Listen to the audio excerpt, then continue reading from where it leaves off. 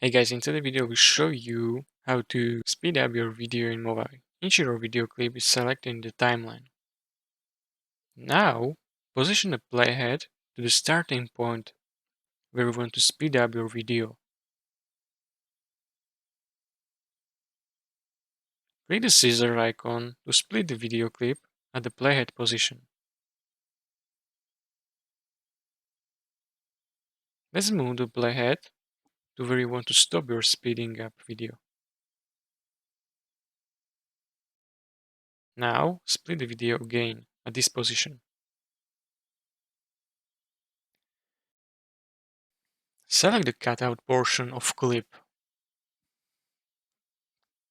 Click the button where there are bars to open the clip's properties.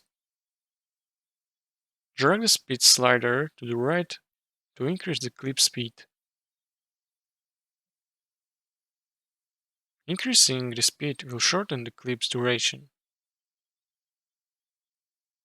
Now you can play back your video to see speed up section when the playhead reach the cutout clip. And that's it.